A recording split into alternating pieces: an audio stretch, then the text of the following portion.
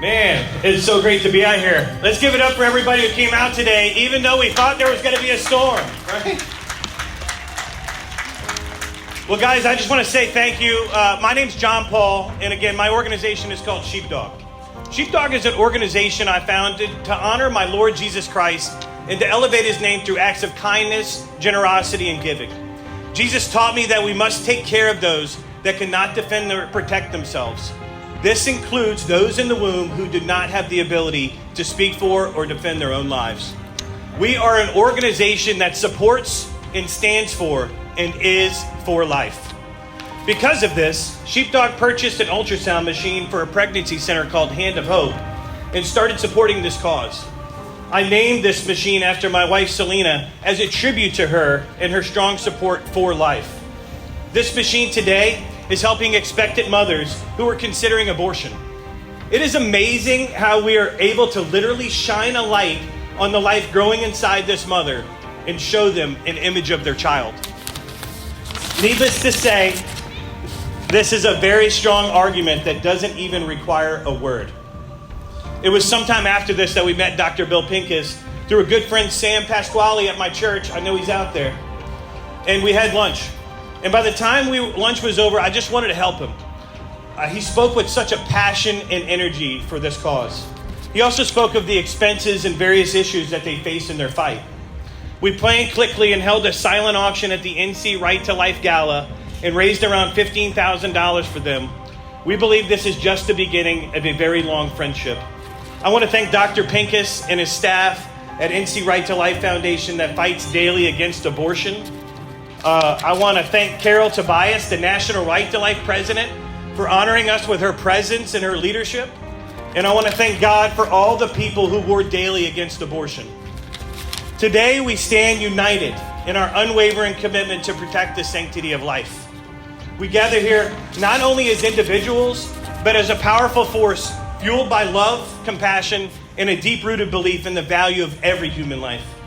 As we look around us, we see a world where the precious gift of life is often devalued, where the innocent are vulnerable, and where the unborn are at risk. It is our duty, our moral obligation to speak out against injustice and to defend those who cannot defend themselves. Research shows that mothers who abort their children are at an increased risk of breast and cervical cancer and can cause irreversible damage, along with a higher risk of depression and suicide. I've talked with a few women who went through aborting a baby, and I'll tell you fast one of those stories. An employee of mine who periodically flies into office from Texas, who I worked with for about 20 years or so, she said she was proud of what I was doing and wanted to share a story with me. We're friends, but we haven't gotten into deep topics like this. And as she said, over 20 years ago, she wasn't educated, she didn't really have God, and she had an abortion. And because the doctor said there was a chance of her possibly being hurt by the process, by having the baby, that's why she decided to have it. Well, she said like this. She was sitting on the table and the light was over her where they were going to perform this procedure. When they took the baby out of her, she felt a light leave her body. And she immediately started to cry. And she said, "That was my baby. This is not a fetus. This is a baby." Organizations like Planned Parenthood present themselves as if they're an honest medical practice. However, they've been exposed in the past as participants in paid tissue donation programs. They would abort the child and then sell their heart, lungs, brains, livers, and other parts to researchers. Those who are pro-abortion argue that the victims are not yet human yet their human organs have monetary value. We are at war with delusion of the most tragic kind. A deacon's wife I really admire was telling a story of a woman who worked at Planned Parenthood, and she described her first day of work, that they took her in the back room and they showed her where these procedures were performed. And she said it looked like a vacuum cleaner, kind of like we have at the house, but it was a little bit bigger. And they said that there was 5 different things that they would have to detect once this fetus, they called it, went through the vacuum. They would have to find 5 different things. It would be 2 feet, 2 hands, and a head. This was a baby. That woman quit immediately, and she went on to raise children and actually advocates and is vocal against abortion today. 1,000 years ago, societies put men in the Colosseum to fight to the death for amusement. We would not think of doing anything like that today. And 1,000 years from now, People will look back at our society and say, how could they have justified killing babies, this life? Are we heading to doom with this attitude to life? I leave that question to all of us today. We cannot be like the ancient pagans who sacrificed babies to false gods. God says in Leviticus, you should not give any of your children to offer them to Molech, and so profane the name of your God. I am the Lord. Leviticus 18:21. This commandment is in the middle of a list of commandments regarding sexual morality. Molech in the scriptures refers to one of the several demon gods there were that people would sacrifice their children to. People didn't sacrifice humans, especially children, for no reason. This remains true today. People would offer their children to the flames of demons in exchange for financial prosperity, security, and comfort. Some even planned to have future children. They just wanted to be in a better place. Does any of this sound familiar? Young women are often pressured into having abortions by fear of material lack or lack of people that surround them and care about them. Even in the most difficult cases, we cannot exchange evil for evil. We cannot remain silent in the face of the greatest human rights issue of our time. The right to life is not a privilege reserved for some, but a fundamental right that belongs to all. It is a right that must be protected, cherished, and upheld for every individual from conception to natural death. Today, we raise our voices in solidarity with the voiceless, the marginalized, and the vulnerable. We advocate for the unborn, for mothers facing difficult decisions, and for a culture that respects and values life in all its forms. But our advocacy cannot end with words alone. It must be accompanied by action. We must stand up, speak out, and take a stand for life in our homes, our communities, our schools, our workplaces, and our ballot boxes. We must petition for alternatives for expectant mothers and provide care, support, and encouragement for unexpected pregnancies.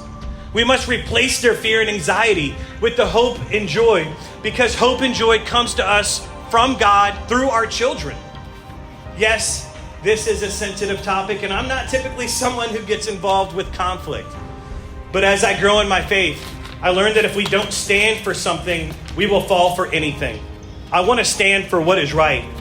Let's give it up for everybody here today who's standing for what is right.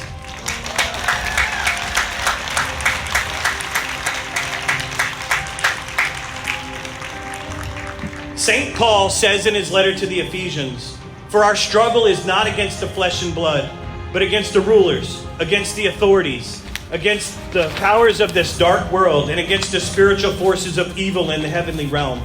I urge every one of you to become a beacon of hope, a champion of life, a warrior of prayer, and a catalyst for change. Let us work tirelessly to build a culture of life where compassion triumphs indifference, where love conquers fear, and where every life is celebrated and protected. What can we do? Well, we need to first be educated, research, and be rooted in the fact that abortion is wrong, not only on a physical level, but a spiritual one as well. For this fight against abortion is not our own. It is God's fight as well. And when we stand with God in anything, who can stand against us? This is a fight, but we must fight in the way God would have us to fight. We must pray. We must pray that God can move people's hearts constantly towards life and truth. We cannot be angry with our brothers and sisters who hold picket signs and shout and advocate for abortion. I would say that if any one of them would be open-minded and educate themselves, they would make a different decision, unless they are just pure evil. Examining if there is some past trauma or experience or something wrong done to them to come to such a conclusion. Father, forgive them, for they know not what they do. Together we have the power to make a difference. Together we can create a world where every life is valued, cherished, and embraced. Let us march forward with courage, with conviction, and with a steadfast commitment to the cause of life. Let us be the voice for the voiceless, hope for the hopeless, and the change that our world so desperately needs. Thank you for standing with me today. Let us go forth with passion, purpose, and a renewed determination to make a difference. What you can do, we can volunteer our time, talent, and treasure. It's okay if you don't have all three of those. I don't think I've met anyone that does. Everyone who cares about this can do something about this. May God bless you all.